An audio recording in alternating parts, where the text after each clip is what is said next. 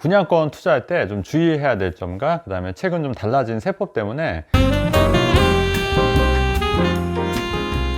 네, 안녕하세요 여러분. 오늘은 분양권 투자하는데 굉장히 좀 반드시 알아야 될 그런 내용들에 대해서 얘기를 하려고 합니다.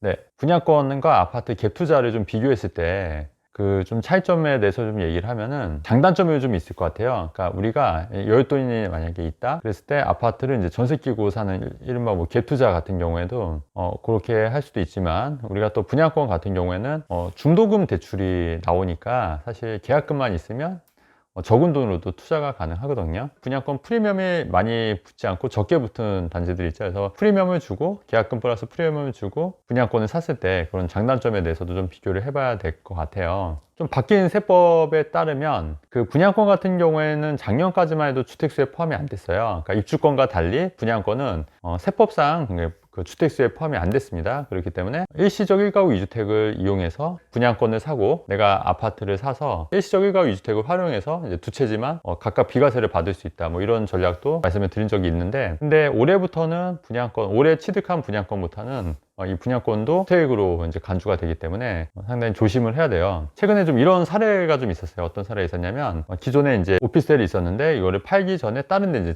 당첨이 되신 거예요. 그래서 당첨이 됐는데 어차피 일시적 1가구 2주택이 되니까 올해 당첨이 됐다 하더라도 기존에 갖고 있는 오피스텔을 비과세로 팔려고 했었는데, 왜냐면 오피스텔도 2년 거주를 하게 되면은 조정적 내 오피스텔을 2년 거주를 했을 때 비과세 받지 않습니까? 다른 데 아파트 청약에 또 당첨이 된 거예요. 예전 같으면 청약에 당첨됐다 하더라도 이게 완공 때까지는 주택수에 포함이 안 됐기 때문에 일시적 1가구 2주택이 전혀 영향을 미치지 않는데, 이게 청약에 당첨이 되다 보니까 계약을 했으면 이 당첨일로부터 이제 주택수로 카운트가 되기 때문에 졸지에 이제 일시적 1가구 2주택이 아니라 3주택이 돼버린 거예요. 그래서 이게 비과세를 받는 게 아니라 3주택 양도세 중과를 받을 수 있다는 거예요. 상당히 중요한 얘기입니다. 이 사례 같은 경우에는 계약금을 받고 중도금을 하고 잔금을 안 치른 상태였거든요. 그러니까 잔금을 안 치른 상태에서 다른 데 당첨이 돼버렸으니까 이게 졸지에 잔금을 안 치렀기 때문에 이거는 아직 이게 오피스텔을 판 게 아니지 않습니까? 또 팔기 전에 다른 데 아파트가 당첨이 되면 졸지에 3주택이 돼버려서 일시적 1가구 1주택 비과세를 못 받을 뿐더러 양도세 중과까지 해당이 되는 거예요. 안 내도 될 양도세를 이제 낼 수가 있기 때문에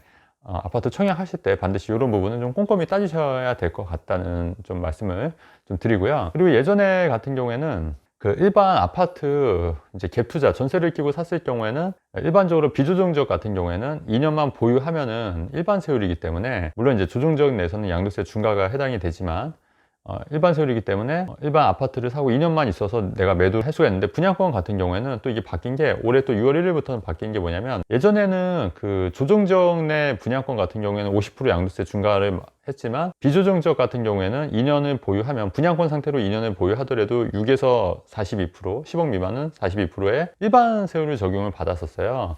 그렇기 때문에 분양권을 유지하고 2년을 보유했다고 하면은 일반 세율로 팔 수가 있었던 얘기거든요, 비조정적 같은 경우에. 근데 그게 이제 올해 6월 1일부터 바뀌죠. 그래서 어떻게 바뀌냐면, 분양권 같은 경우에는 이제 기간 1년으로 둬요. 그래서 1년 이내는 무조건 70%, 그 다음에 1년 이후엔 60%로 이건 조정적 비조정적 상관없이 모든 분양권에 해당이 되기 때문에, 분양권으로 뭔가를 내가 팔려고 했을 때는 양도세가 상당히 많이 나오기 때문에 분양권 상태에서 투자하는 거는 좀 긴 호흡을 봐야 된다, 좀 이 말씀을 드리는 거예요. 자, 그럼 어떻게 해야 되냐면, 분양권 투자 같은 경우에는 분양을 받아서 분양권 상태에서 양도를 하면은 양도세율이 너무 높기 때문에 이거를 이제 등기하고 2년을 지나면은 일반 세율이 됩니다. 그래서 비조정적 내, 아직까지 그 비조정적 내 아파트 2년을 보유하게 되면은 일반 세율로 양도를 할 수가 있기 때문에 요거를 활용해서 이제 완공해서 등기하고 2년을 있다가 양도를 하면 일반 세율로 팔 수가 있는 거예요. 분양권 같은 경우에는 완공해서 또 2년을 또 보유해야 되기 때문에, 지금 분양을 받아도 완공 때까지 한 2년 6개월, 한 3년 정도가 필요하지 않습니까? 그리고 또 거기서 등기하고 2년을 또 보유해야 되기 때문에 거의 한 4년에서 5년이라는 긴 시간을 갖게 되는 거예요.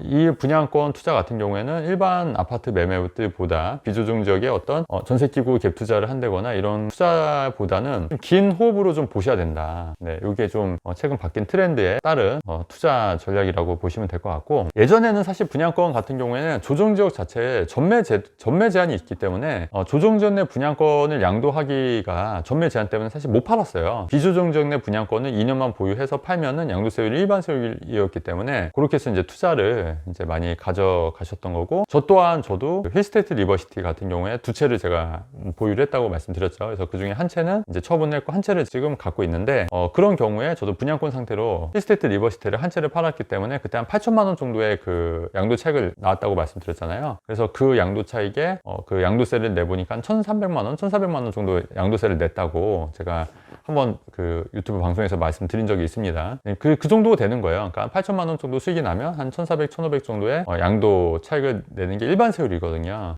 중요한 건 힐스테이트 리버시티 같은 경우에는 이제 완공이 되고 그리고 나서 이제 분양권 상대에서는 사실 프리미엄이 한 8천 정도 붙었는데 그 이후에는 지금 한 3억 정도 좀 가격이 좀 많이 올랐어요. 그거를 그냥 안 팔고 보유했어도 괜찮을 뻔했다. 서울 수도권이라 하더라도 이렇게 읍면으로 끝나는 공시지가 3억 이하의 주택 아파트 같은 경우에는 또 양도세 중과에 또 해당이 안 되기 때문에 그런 부분도 좀 참고해서 또 투자하신다고 하면은 좀 참고해서 양도세율을 좀 낮추는 방법을 좀 고민을 해보시는 것도 괜찮을 것 같아요. 아직까지 그 비조정적 같은 경우에는 또 하나 대출 규제가 그래도 중도금 대출은 나와요. 현재 중도금 대출은 나오기 때문에 그래도 비규제 지역 같은 경우는 좀 자유롭다. 유의해서 투자하시면 좋을 것 같다는 생각이 듭니다. 네. 내용이 좋으셨으면 좋아요, 구독하기 누르면 좋겠고, 여러분 그 건물주 마블이 이마트에도 들어갈 예정이에요. 그래서 가셔서 건물주 마블 보시면은 또 반갑게 한번 구매도 한번 해보시고, 또 해보신 분들 다 아시겠지만 다들 재밌어 하시니까 또 경제교육, 부동산 교육에 공부가 많이 되니까 사서 해보시는 것도 좋을 것 같다는 생각이 듭니다. 네, 감사합니다. 여러분 행복하세요.